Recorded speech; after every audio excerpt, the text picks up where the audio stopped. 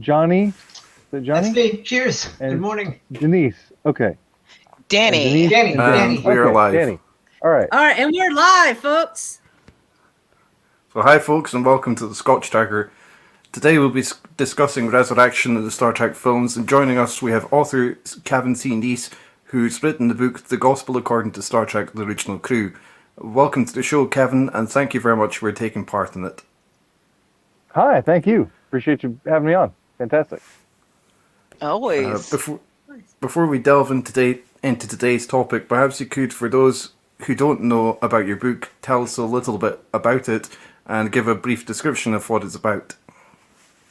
Yeah, the book is called The Gospel According to Star Trek, The Original Crew. It's intended to be the first of a series, so I'll be doing Next Generation, Deep Space Nine, Voyager, Enterprise, etc.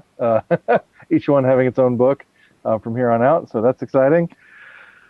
Basically, it is taking a look at Star Trek from a Christian worldview perspective, which looks different depending on the Star Trek that I'm looking at. So the first book covers, I do 4 chapters on Gene Roddenberry, trying to kind of pin down his worldview and theology, I think more completely than any other book has, to be frank. And then also, I go through the original series, the animated series, the first 6 films, and then the 3 most recent, the Kelvin Timeline films. So it's all the adventures of Kirk and company. So and taking a different look, a different approach for each one, relevant to today's topic. I do discuss in the book Spock as a Christ figure, which is something we'll be talking about this week on the Gospel According to Star Trek podcast, which I host every week, and we're starting a series on Star Trek Christ figures for April. We're just about to have Easter tomorrow, so we thought we'd do that, and you can find that on Anchor or Stitcher, or iTunes, Google, all that stuff. We're out there. Cool.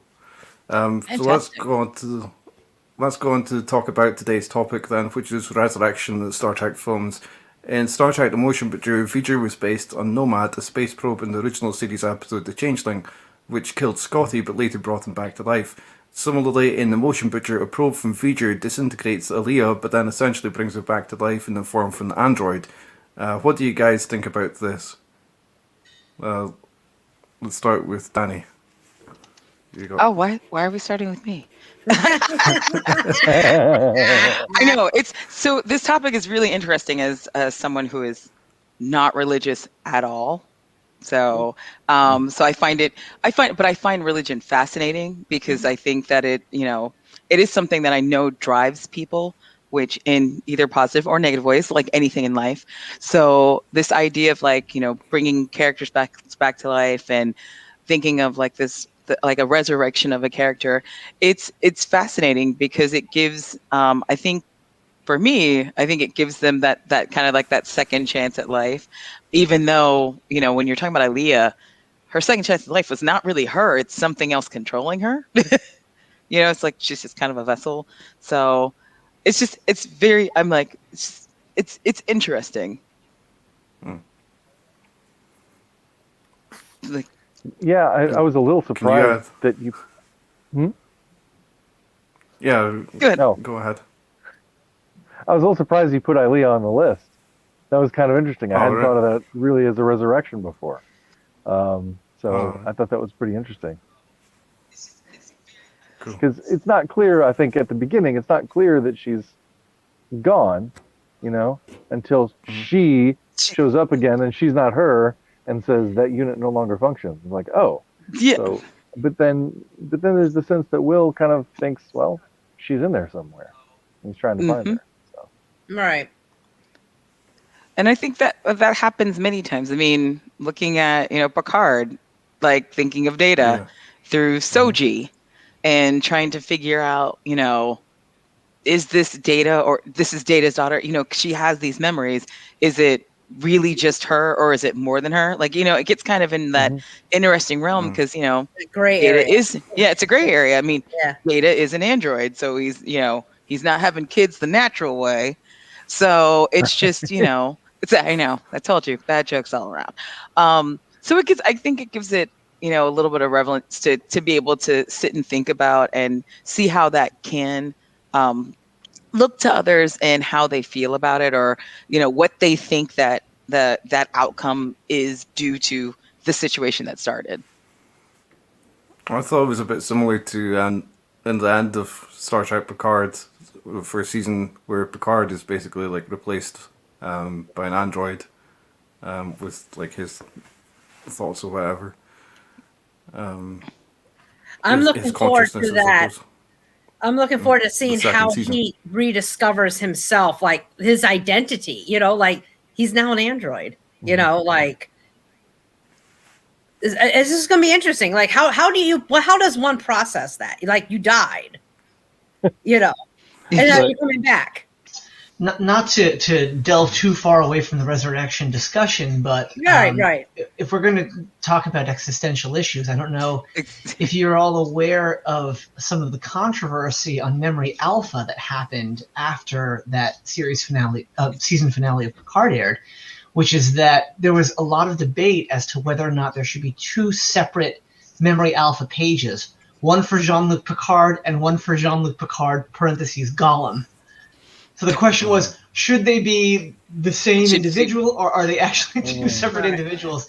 And there was a lot of raging debate about that, which I thought was very interesting.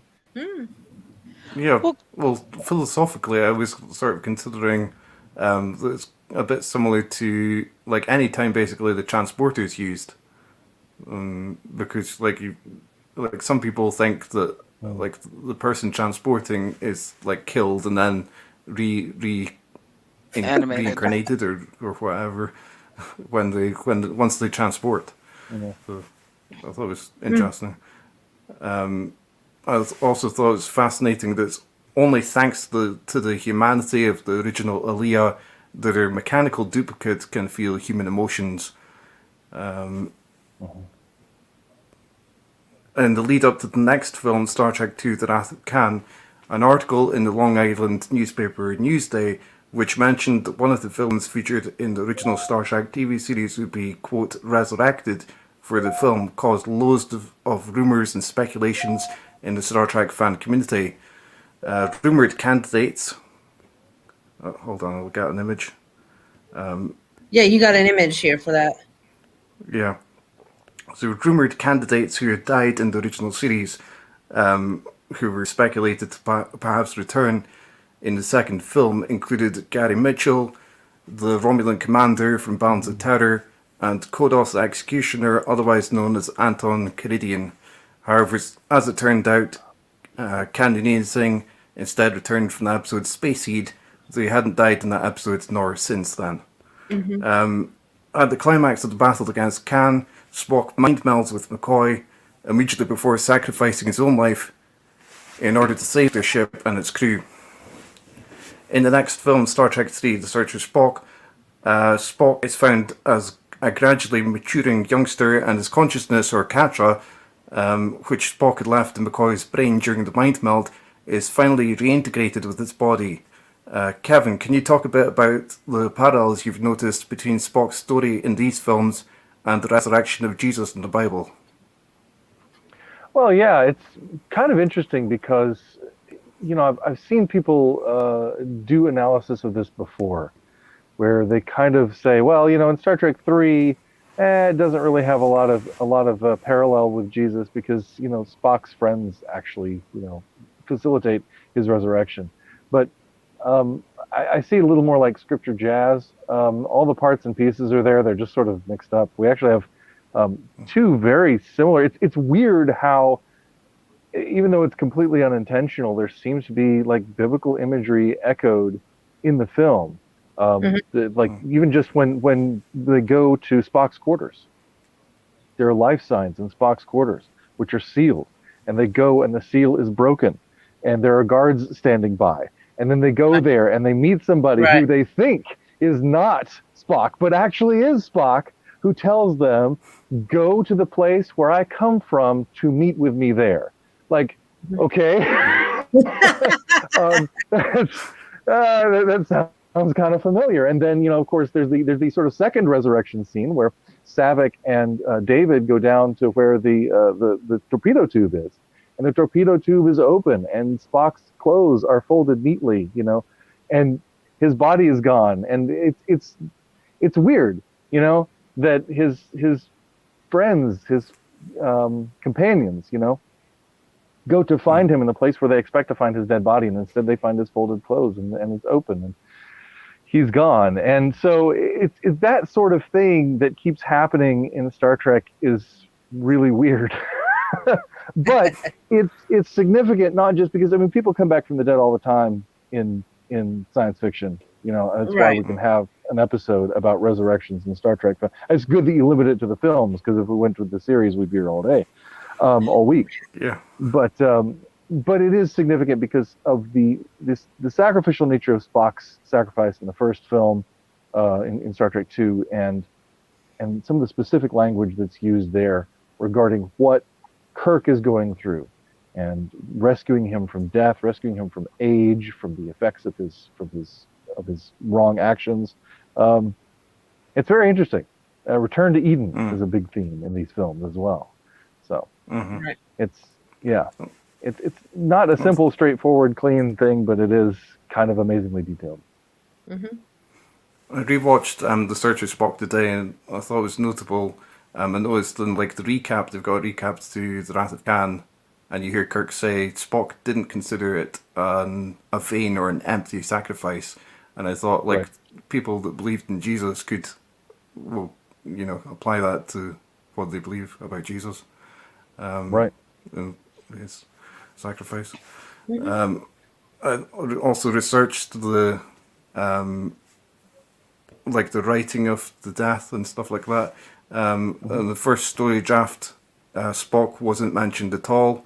In the second story draft, Spock's death took place halfway through the plot, and then after news of Spock's death leaked, apparently it was a London convention, it was moved towards the end of the story. The remember mind meld that Spock has with McCoy, and then the shot of his casket on the Genesis planet at the end of the film weren't added until very late in the film's development, after an initial cut was shown to a preview audience, and the decision was taken to make the film's ending more optimistic than sad. Yeah, it was a disastrous screening, and Harv Bennett said everybody left like they were leaving a funeral, and then we realized they kind of were. And so yeah, and that was done over the objections of Nick Meyer. You know, he said, I don't believe in resurrection. He said, if you're going to kill a character, kill the character. Don't you know, kind of trick the audience like that. But you know, it's interesting. Yeah, and also Gene Roddenberry's objections, because I was looking through the paperwork I have about the second and third films, and some of the letters and memos that Gene Roddenberry had sent, and there's like objecting to like the use of the term soul and stuff like that, because he thinks it's too religious and stuff.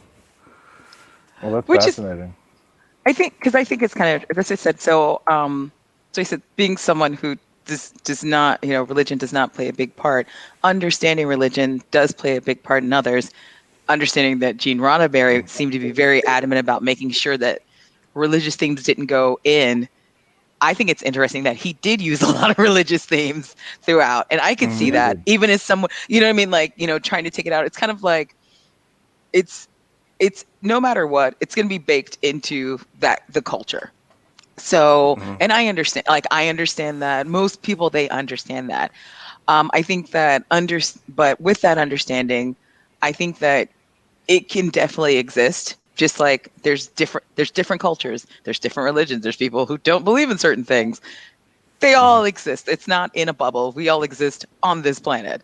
So, and in the future, you see that it continues to grow. So, you know, DS9 is my favorite show, has the most religious themes in it whatsoever. Right. And it's, you know, and it's absolutely fantastic. I think it works very well, which going back to what you guys were saying a moment ago about the killing of a character, do you think that it makes for a better show when they kill and bring a character back for a plot? Or do you think that it what's a character that you think brought something to either a show or movie that actually worked really well, and which one that you think just didn't work, should have never happened? It made no sense. Barile. Oh, Did Vedic not Barile. work. It did Did not not work. It did not work. Did not. That's just. I'm going to throw that in there, and then I have a follow-up 'cause- question. But first, I think we should address this one. This is a good question. Yeah. Vedic Barile. Oh. Well, by the time they did like Nemesis, and they were like hinting that B4 might be like a version of Data, and he's recovering Data's memories and stuff like that. I thought like maybe that's seeming a bit overused by now. Like concept that just the way that it was done, I suppose, as part of it as well, the execution. Speaking of being overdone, this actually kind of leads into my follow-up question. And sorry, I'm hoping this doesn't derail things. But No. Not at all. speaking of resurrection, while that is a very common theme in a lot of Trek stories, there's another related, or question, I guess the question is it related theme that also comes up, which is transcendence. And so that's, basically, we've been seeing it as recently as Lower Decks, right, where transcendence is discussed and handled in a very different manner. But do you think that transcendence is as effective or as profound of a story device as resurrection within Trek lore? And I mean, what do you think are the differences in terms of the import of the meaning that it's trying to convey? Since we are talking about things like the mirror universe being used as, is it really a resurrective device, or is it a way to bring, a transcendence, from a different reality kind of thing? So I hope that I'm explaining the question correctly, but I'm wondering if we can compare and contrast transcendence and resurrection as two different plot devices in Trek lore. You bring up Lower Decks, and go ahead. Oh no, I was like, that's an interesting, because the first thing I thought of when you said that was Kess. It was trans. Yeah. That's the first thing I thought was when you said transcendent.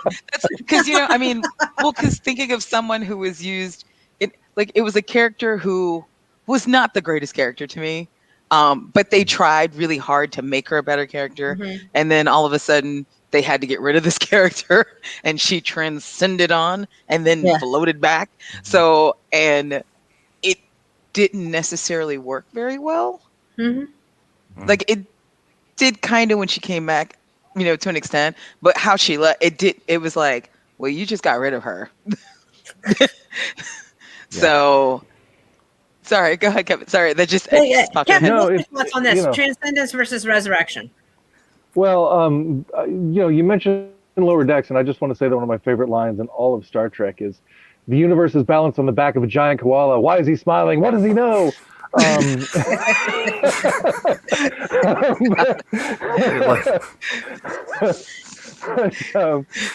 is interesting, and that's really more. It's good that you bring that up, because that's really more of how I view Ilea. I was kind of surprised at the resurrection thing, because it is more. It does feel more like a transcendence, like the whole idea, and there's more sort of Edenic imagery there between Decker and Ilea at the end of the film, and creating new life and all of that sort of thing. And it's a thing that happens that I think, I think of the TNG episode Transcendence, in which we have, this alien guy who is going through this process of transcending to this higher plane where he walks. Right. Transfigurations, you're right. Transfigurations, yeah. That's right. Right. Sorry, you're right. When he's transfigured into, walking around the bridge in a Zentai suit. But other than that, it's always an odd thing to me, because I don't think it's something that we can relate to as directly. Gene even talked about, imagining that in the future we would all sort of become one with he said that after we die we become one with the all, and he said, I imagine this future where we would become sort of a single collective consciousness. And then he says, but then I find myself stepping back from that and saying, better we should have the loveliness of disagreeing. And I think there's something that's a little less grounded about this idea of going off to find the universe as a giant koala, and that maybe it's maybe the idea of resurrection is something that we can relate to a little more, because who doesn't want someone they have loved and lost back? Who doesn't want to have? I mean, what greater hope is there for us to project than that death itself can be overcome? Right, and that's why, I mean, the story of the resurrection of Christ is so important. And so, I feel like that's something that's a little easier to latch onto. I don't feel like a lot of us have, unless it's, I don't know. From my perspective, I don't feel like a lot of us have this idea that, oh, it'd be really great to be this non-corporeal being floating out, in somewhere, to transcend this plane of existence. And I don't know that a lot of people feel that way so much as they just like to, I don't know, like to know that there's life beyond what we know here. So I don't know. I feel like the transcendence thing is a little harder to relate to, a little less grounded, a little less human. Yeah, but I think one of the example I always like for this transcendence is like the Traveler with Wesley, like going to like that other plane. I've always like found it interesting, but like the relatable, like what bring it right back to like between resurrection and, it just, I don't know, it was interesting, but would I want to do it? No. No. I mean, like, would I wish you on your way while you were doing it? Yes. Right. Have fun. Have fun with that. It was like, have fun storming the castle. All right. Yeah. That's great. Kevin, what you were saying about that, about people always wanting someone to come back. It's not, I mean, even through science itself, we're always trying to figure out ways beyond just, prolonging life. But hey, when someone dies, and you pretty much bring them back and trying to keep them. So, I mean, that's something, I mean, people want to live forever. They all want to be the Highlander, but there can only be one. No, I'm kidding. So I told you, bad jokes everywhere. But and at the end of Generations, Riker says, like, I plan to live forever as well. Who wants to live forever?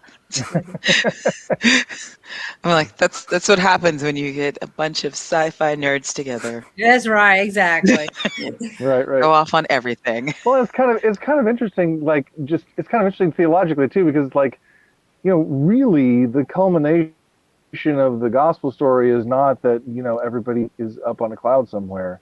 It's that everybody comes back to live on earth, on renewed, restored earth, in bodies. So I don't know, it just seems like we get caught up, or we have gotten caught up, even Christian culture has gotten caught up in this idea of this sort of mystical beyond, but we really want to live here, and I think there's a reason for that. I think it's a good thing. Yeah. I find it really fascinating to hear you speak about, like, especially with Christianity and sci-fi, because sometimes, you hear it and you hear about the clashes between them instead of, the similarities or even the respect that they could have for each other. So that's sort of like, I find the book, The Gospel According to Star Trek, like really interesting to read, basically because of that, and because viewing it through the lens of sort of religion and seeing like what comparisons can be made to Christianity, I suppose, specifically. And it's just, it could be more than that. I mean, as I said, when you think of, once again, the Bajorans, I don't think of them as, if you had to say a religion that is here on Earth, would they be like more of a Christian religion? They seem like they would be more of an Eastern religion. A lot of the symbolisms that they use, and a lot of the act, how they do their services and stuff, seems like it would be more so of that than say that. But once again, I'm not a professional when it comes to these things, so no one yell at me. So, but I mean, disclaimer. That's what I'm saying. Yeah, disclaimer. But that's, I mean, just from visualizing others, it seems like, I mean, everything from what one culture can look at to another, it just, like, having that idea that religion can play a role in it and not make people who are agnostic or atheists feel like they're not being included. I feel like Star Trek is super inclusive. It is kind of like that utopia that does prove that these things can coexist quite well and still work out. And you can still have, there's, in the end, you still have rules to the game, that everyone can follow. And they're not the kind of rules I think that sometimes they can play against it. Look at Worf, like a lot of times where he wants to go out and do certain things because, hey, his culture says this, honorable death. I'm allowed to kill myself. I'm allowed to do this. And you're like, no, we're not allowed to do these things. But it's understanding that, hey, when we're in this part of this society, we're good, but I can't, I'm not going to say if you're off in this area that you cannot do certain things. Mm. So I think it's an interesting look. All right. In The Wrath of Khan, Kirk says, I haven't faced death or cheated death or tricked my way out of death. Fast forward to the first of the Next Generation films, and Kirk certainly has to face death in the movie Star Trek Generations. He's initially believed to have died aboard the Enterprise B, but then is found alive in the Nexus by Picard before actually dying this time, 7 to 8 years after the incident on the Enterprise B, when the bridge collapses on top of him on planet Viridian 3. However, the character was later resurrected by Kirk actor William Shatner himself in a series of books that he wrote. What did you think about the way his character dies in Generations? Worst death ever. Okay. Oh my! Oh my! I'm sorry. I'm like, I thought it was lame. Yeah. I'm I sorry. expect him to Yeah, die actually- like this. No. Actually, I thought his last words were it was fun, but then like rewatching it today, and I would realize that it's oh my, Oh my! He's Well, basically scripted as quoting that was George fun. Takei. It was fun. Yeah, it was fun. Was how it was scripted. But then Bill added "Oh my," and he talked about it at the Paley Center for Media once. He said it was meant to be that he was sort of transitioning into whatever is after this life, and it was his reaction to what he was beginning to see. And he said it was supposed to express awe and wonderment. And I'm not sure if that really comes off No. in the movie, but I kind More of like like thing. that. I actually wrote a blog post I about thought that that was years actually ago. interesting. And if you're gonna do it, you should Yeah. you should at least done it like straight up Takei style, Oh my! Oh And then my. we would all felt it. I'd have That's what it felt it in reminded my me of. soul. I mean, I'd have been like, "It's fun." Oh my! And then George would have another reason to hate Bill because he'd just be like, "You stole my line. You didn't come to my wedding. Oh my and you stole my line." Ah! Damn you! Oh, Uncle George, you guys love Uncle George. Oh gosh. Yeah. Now it's gonna be in everyone's. Every time you watch that, now you're gonna hear that in your head. That's right. Thanks a lot. And then just dub bust that. out We're gonna do a laughing. You're dubbed like, version. "Oh, Yeah. she ruined it." We're doing our own Mystery Science Theater, where we all play. There you go, of Star Trek. There you go. Your own Mystery That's Science awesome. Theater of Star Trek. Yep. Someone do that. It'd be fun. There you go. Well, we did audio commentaries a few years ago, but it wasn't that fun. Wasn't Oh no, that I goofy. mean just take out Yeah, that would be the great, audio though. and everyone. Just everybody go. have fun with it. Everyone have. Sorry, I interrupted everything. Okay, go back. It seems like apparently they shot the death of Kirk like several times. So I've seen a clip, like a deleted scene where he's shot in the back or something like that. Or sort of. Yeah, that did not Yeah, test well. Speaking of which, I mean, Right. ugh. Yeah. You have a figure that is so big, and this death was so very final. So where people don't have that idea that he's coming back, or maybe they thought, oh, maybe he came back, and they did not bring him back.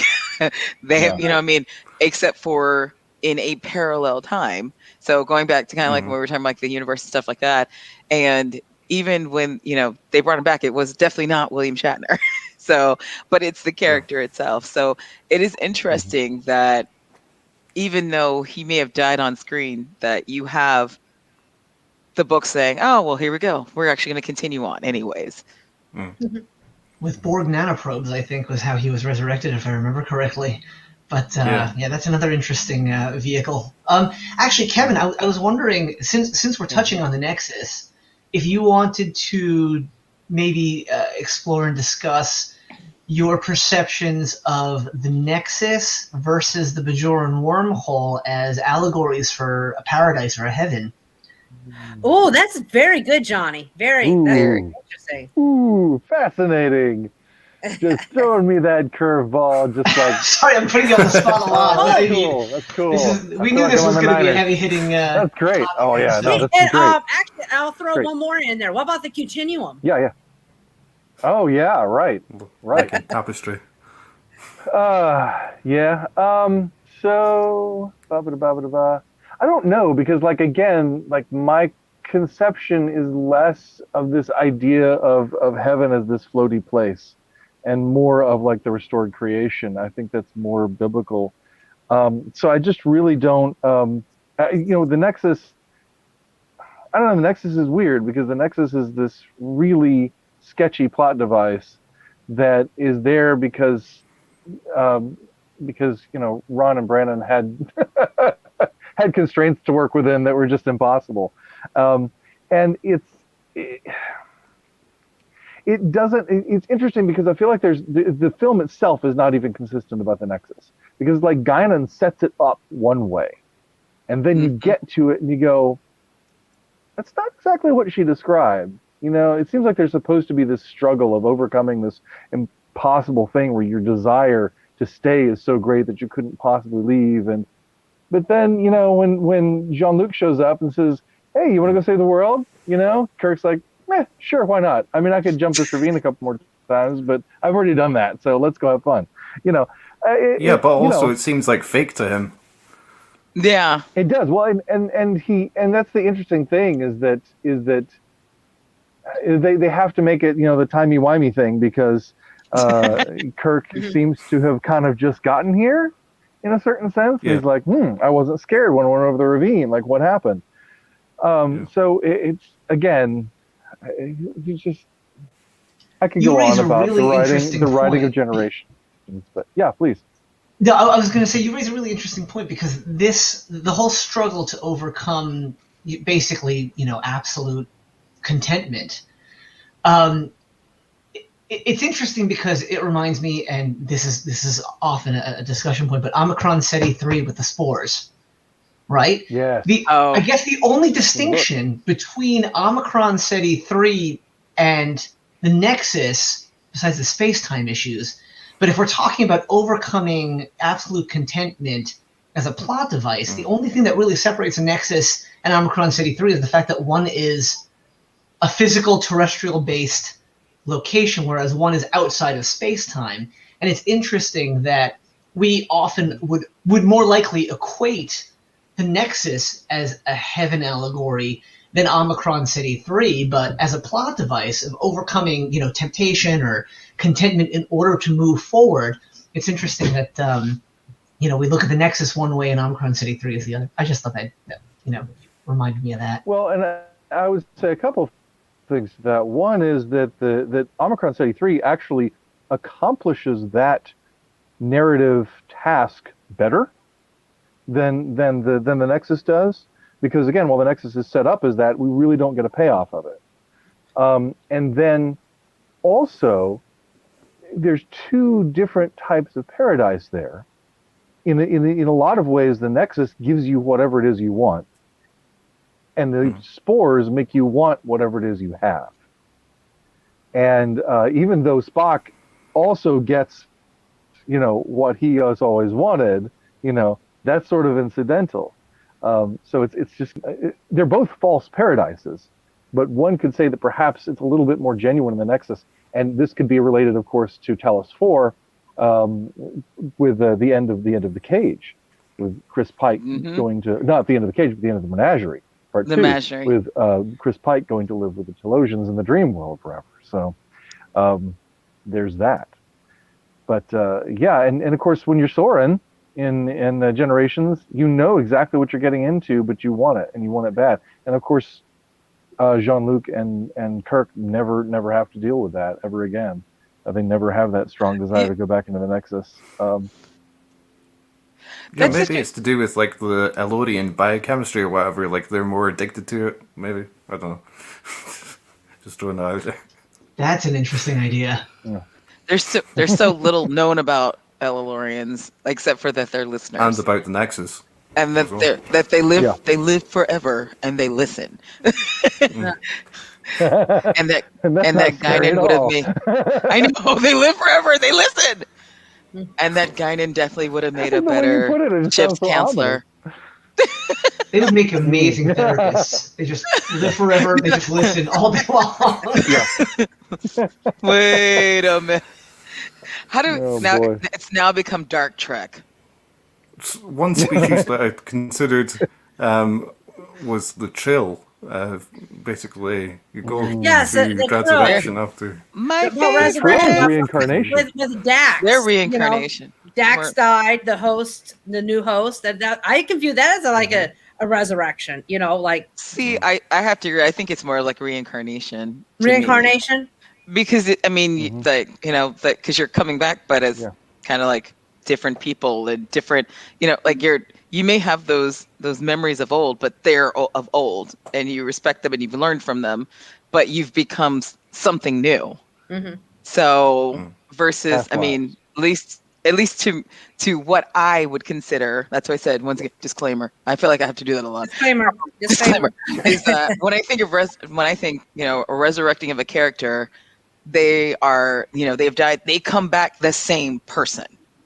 If you're reincarnating, you're not coming back the same person. Mhm. That's why Ezri Dax had so many issues, because she was not, she didn't know how to handle it, and she didn't know what to do with all these different things that are going on in her head, Right. because she's still Ezri, but more. But then again, like could you?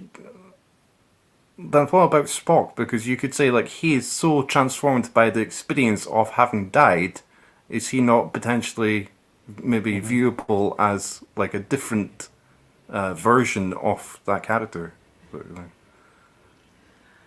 I wouldn't say so, because he's the same soul. I mean, we all change and grow in life. That's part of living. Right. But Spock is just finding new dimensions of himself. But he is the same person. Same way with Jean-Luc. At the end, spoiler alert, at the end of season 1 of, we've already talked If you about haven't it. seen it by now, you need to come. Right. Hey, in my work, I run into people who don't know stuff that happened in Star Trek 30 years ago. So, No. Oh no! Spoiler alert! Yeah. Right, 30 years spoiler They made alert, a show Spock called dies, Enterprise.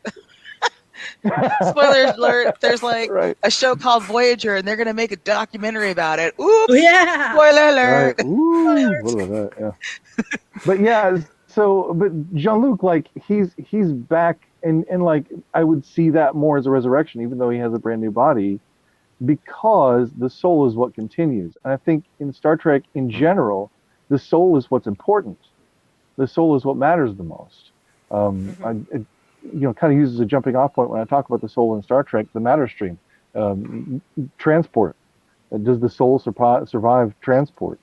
And that idea that who we are inside is the most important part of who we are, and is what makes us who we are, is fundamental to Star Trek. So like you go back to What Are Little Girls Made Of, and you have the same kind of scenario as you have at the end of Picard season 1, but he's not the same person because he's lost his soul.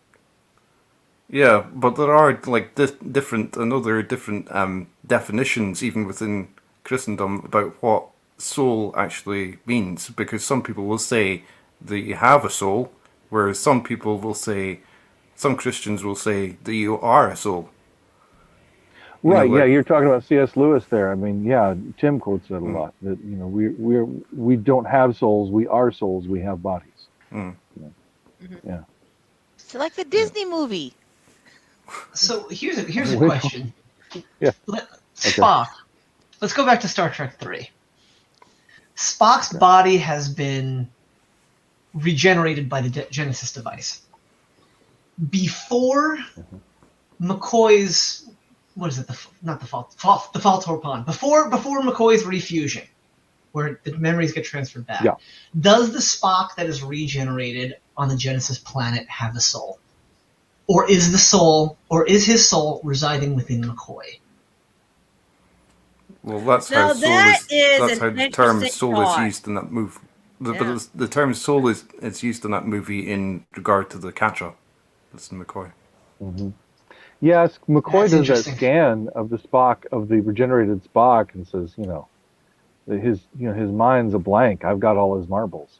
So it really conflates the idea of soul and mind, which is not a bad thing necessarily. I don't know. I don't know what we can call a soul except for our mind and our will and our emotions, which is all contained in our mind, in our brains. So, I don't know, but that doesn't. There's more to us, right? And there's more to that than just, as Data puts it in Emergence, simple neural function. There's more. There's more to us. So, yeah, no, I think somehow, and it's kind of this thing that you just kind of have to scoot past because it doesn't make a lot of sense. But like the body's alive and it's responding and it seems to have emotions, but basically has no mind, has no soul. So yeah, I would say that Spock's essence, who Spock is in McCoy at that point. However that works, I don't really know. Right. That's my By all answer. accounts, Anybody else can answer, I was like, by Right. all accounts, it makes no sense. I will tell you, Well, when you were talking yeah. about the soul surviving and like the whole idea of the transporter, ripping you into a million pieces and putting you back together and everything else. So then what do you think of Tuvix then? Oh.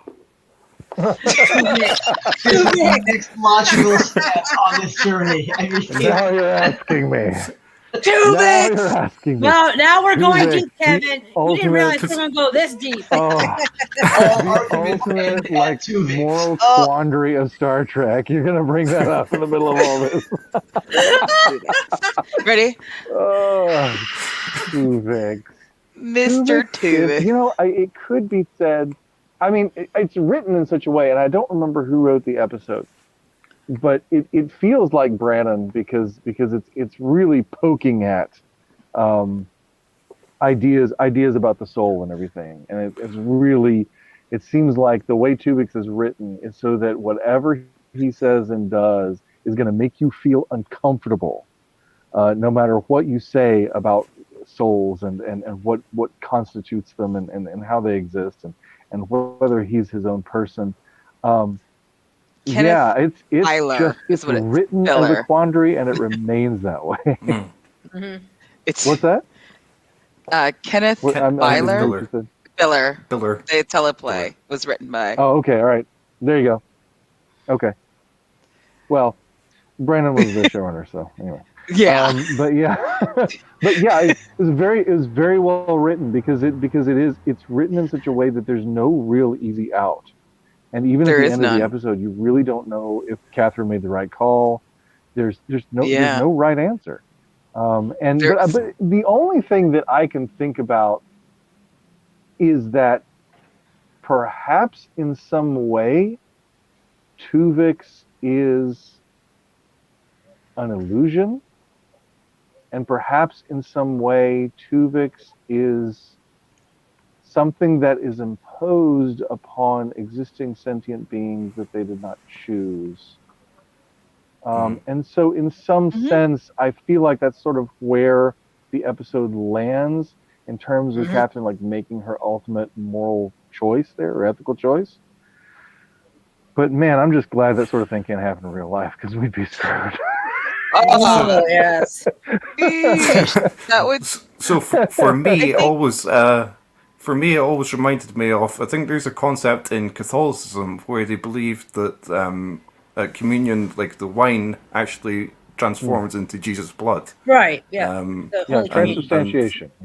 Yeah, that's the term. Yeah, and I always thought it was a bit similar to that, and that's why I thought. In what way? Janeway. In the fact that Tuvok and Neelix are becoming a new being, and it's just transubstantiation, and therefore I wouldn't say it's murder or killing Tuvix by transforming him back into the separate entities again. Okay, so you see it more as a transmogrification, if you will, or a transformation. Yeah. I don't know if that really quite goes with transubstantiation, but it's an interesting idea. Yeah, that's interesting.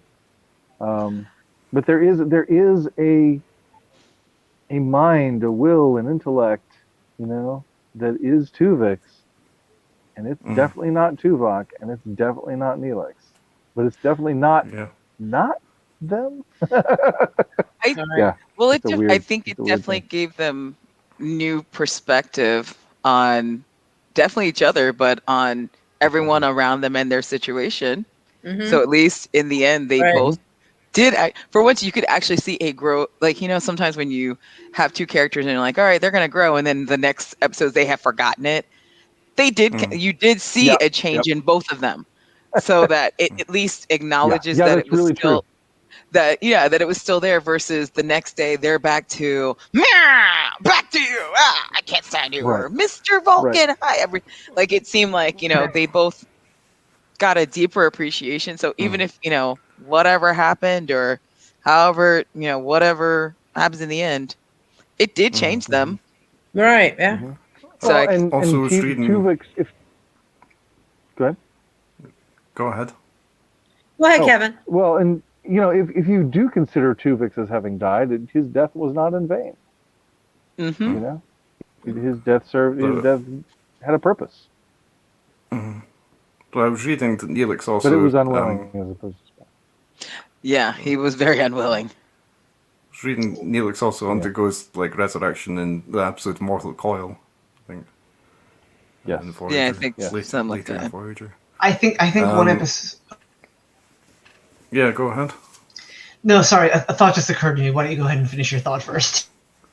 Oh, I was just going to go on to the next subject of the alternate reality, Kirk. So, all right, okay. So, I thought that Kirk actually is resurrected in Star Trek Into Darkness. But then looking at the film again today, Super blood. he faces death due to radiation exposure, only to be brought back to consciousness 2 weeks later, thanks to, as you say, super blood. Super blood.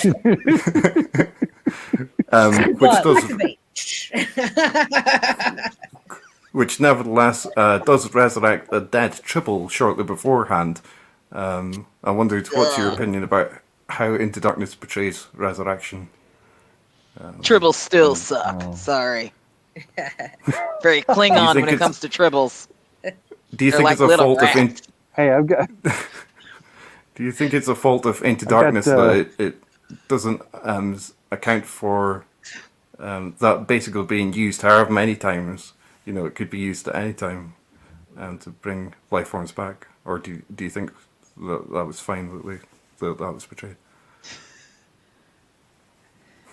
I dislike just about everything about Into Darkness, so. I feel like the resurrection of the resurrection of Kirk in that film is, I don't know, it all feels kind of cheap. Yeah, it all feels kind of cheap. It just doesn't. Okay. Yeah, it doesn't work. Especially after I feel completely differently. And see, I'm like, has given his review. Oh, really? Well, see, I'm like, I think that. I want to hear what. Yeah, I was like, especially after the first movie, I thought the first one was so good, and I think the third one is even better. And then you had the second one. The third one was was so good, and then the second one's my favorite. Dan, you and I have like weird. I know we have these things all the time where I'm like, I love this, I hate it. What? Right. Go ahead, Dan. Bring it on. All right, we're ready. So, bring it in. So I wrote about that. I think it's interesting that Into Darkness introduced the idea that augment blood could bring life forms back to life. Although I know that some people do, I don't personally consider it hugely problematic that this ability is established in one of the films, but I do think it would be good to answer in a future production why it can't be used all the time.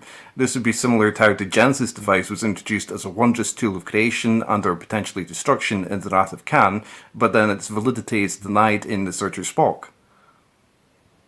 Right. Yeah, I agree, and I think I think it was how it should have ended on their video for Star Trek Into Darkness was making fun of like, oh yeah, we don't need chips now, we just beam everywhere, and Oh, you died? Big deal. Here's some super blood.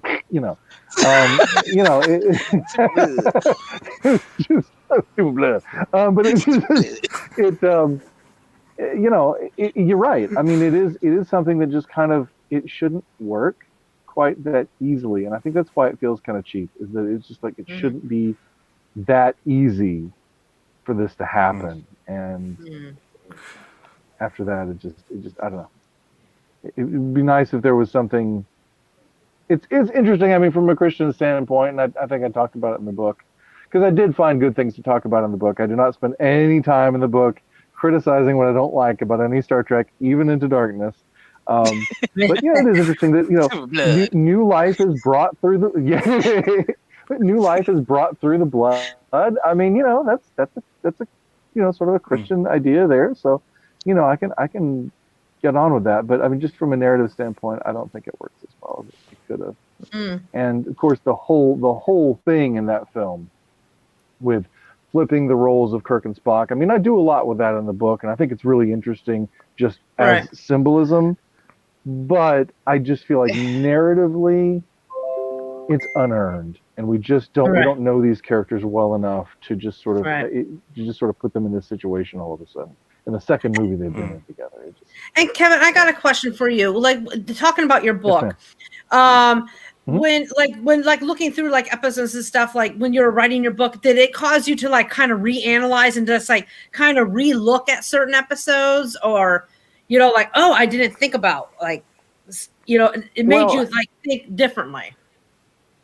Yeah, well, actually, that's what the whole book is. I mean, that's what the whole project is. All the books and the podcast and everything was because, I grew up as a Star Trek fan and then was away from Star Trek for a while. And during that time, I went through what I call my worldview conversion, where I just started to see the world differently. And I started to see that there's not a separation between the sacred and the secular, that all goodness is God's goodness, all truth is God's truth, and all beauty is God's beauty.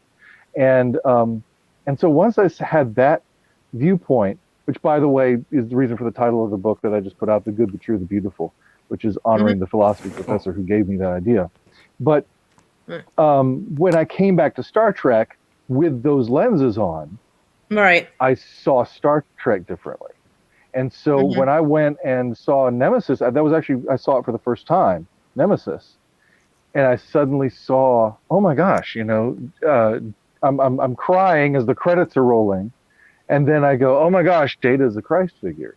And then I went, well, I need to go back through Next Generation and start looking at Data and seeing if I can find any images, just other ways that he reflects Christ in Next Generation. And as I did that, I started seeing all of Star Trek with kind of this new lens. So it's not like there's this project that I wanted to do where I was like, ooh, I could put Star Trek and Christianity together. It was more like, it was just this organic thing that as I came to Star Trek, it started to like grow and deepen my faith, not just seeing parallels, but it actually informs the way I view my faith and my life. And and that's been a very good thing. So in short answer to your question is yes. Yes. And regarding Data, would you consider like the times that he's deactivated and reactivated? Would you consider that a form of resurrection or not? That's like an on and off switch. Yeah, that's a little. Yeah, but there's a whole episode about the measure of the man where he's considered like a genuine life form and stuff like that. I was going to say, Captain Lavoie asked, "Does Data have a soul?" And I don't know that we ever really got a satisfactory answer. But if we take a look at the events of Nemesis, and if we are saying that he's a Christ figure, would the answer be yes? Yeah, I think he has a soul in every way an android can. So whatever that is. But yeah, I feel like it's more like turning Data off is more like a coma or something, because it's not like, you switch him back on and he's fine. It's not. I think a death for Data is when he's decapitated in a cave in the 1800s. I think a death for Data is when he's blown up, and stuff like that. I mean, that's a death. Where I mean, looks like we can't come back from this. Like, yeah, right. So that's more of a death, and that's the interesting thing with Picard, is that this sort of second death of Data is the ultimate. I mean, we really kill the characters. We kill his soul. We kill everything that makes him who he is gone now, and so he can't come back. Like that's ugh. But again, that's very Star Trek because it locates the person, the essence of the person, in that ineffable something that makes us who we are. That emergent property, as Data calls it, that is more than the sum of our parts. So, yeah. Right. I guess we better wrap up here, but it's been an absolutely brilliant, fascinating conversation. This was I've really great. enjoyed it. Thank you very much for coming on, Kevin. Thank you very much. And Thank you. Also, Appreciate tell you. Tell our audience your podcast and your book, please, to plug your book. Yes, where ma'am. they can reach you. So you can there it is, The Gospel According to Star Trek: The Original Crew. Yeah. It's out anywhere you buy books. You can get it. You can It's get on it Amazon. on my website. Yep. If you want to get a signed copy, you can go to kevinCneece.com. Go to my store. You can get a signed copy there. The podcast is the Gospel According to Star Trek podcast. It's we host it on Anchor, but it's available, like I said, on Apple and Google and Stitcher and anywhere else you get your podcast. What's that? Yeah. On Spotify too, as well. Spotify, yeah, you can find it on Spotify, absolutely. Yeah. Anchor's a Spotify company, so yeah. And then you can find me on Twitter and on Facebook. You can just search Gospel According to Star Trek on Twitter or Facebook or Instagram. We're there. Gospel Trek Pod. You can email me at gospeltrekpodcast@gmail.com. Say hi. Oh, brilliant. Awesome. Yep. Well, thank you so much for joining us. And please like and subscribe to the Scotch Trekker. Smash that like button. Thank you.